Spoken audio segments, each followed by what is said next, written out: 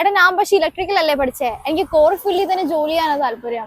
High twelve ഇന്ന് നമ്മുടെ video BTech diploma electronics കഴിഞ്ഞവർക്ക് വേണ്ടിയിട്ടാണ്. അപ്പോൾ നിങ്ങൾ പാസ് ഔട്ട് ആയി കഴിഞ്ഞാൽ ഏത് ഫീൽഡ് ചൂസ് ചെയ്യണം അങ്ങനെ ഒരു കൺഫ്യൂഷൻ ഉണ്ടാവും. അപ്പോൾ കോർ ഫീൽഡ് ഇലക്ട്രോണിക്സ് ഗ്രൂപ്പിന് ഏറ്റവും കൂടുതൽ കോഴ്സസുകളും ട്രെയിനിങ് പ്രോഗ്രാംസും പ്രൊവൈഡ് ചെയ്യുന്ന ഒരു സ്ഥാപനമാണ് MTTC ഇന്റർനാഷണൽ LLC.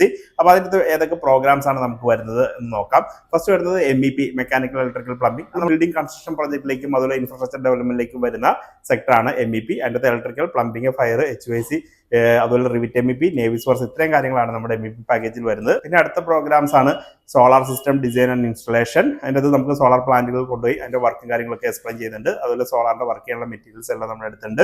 പിന്നെ വരുന്ന ഒരു സെക്ടറാണ് ഇലക്ട്രിക്കൽ വെഹിക്കിൾ. ഇതിപ്പോൾ EVയുടെ ഒരു 3 kW മോട്ടറാണ് ഈ കാണുന്നത്, അതിന്റെ കൺട്രോളറാണ് ഈ കാണുന്നത്. അതുപോലെ നമുക്ക് ഇലക്ട്രിക്കൽ വെഹിക്കിളിന്റെ 4 വീലറിന്റെ 2 വീലറിന്റെ വർക്കിംഗ് മോഡൽസ് തന്നെ ഉണ്ട്. അത് വെച്ചിട്ടാണ് നമ്മൾ അതിന്റെ ട്രെയിനിങ് പ്രൊവൈഡ് ചെയ്യുന്നത്. പിന്നെ ഇലക്ട്രിക്കൽ വെഹിക്കിൾ ചാർജിംഗ് സ്റ്റേഷൻ, നമ്മൾ electrical vehicle charging station work ചെയ്യുന്ന ഒരു കമ്പനിയാണ്. അതുപോലെ ഞങ്ങൾ ലൈസൻസഡ് ഇലക്ട്രിക്കൽ കോൺട്രാക്ടേഴ്സ് ആണ്, സോളാറിന്റെ അനേറ്റിന്റെ ഓതറൈസ്ഡ് സർവീസ് പ്രൊവൈഡർ ആണ്. അപ്പോൾ ജസ്റ്റ് ട്രെയിനിങ് പ്രൊവൈഡ് ചെയ്യുക എന്ന് മാത്രമല്ല നമുക്ക് ഈ ഇങ്ങനെ വർക്ക് ചെയ്യുന്ന സ്ഥാപനമാണ്. അതുപോലെ നമ്മൾ ഈ മേഖലയിലേക്കുള്ള റിക്രൂട്ട്മെന്റും ചെയ്യുന്നു.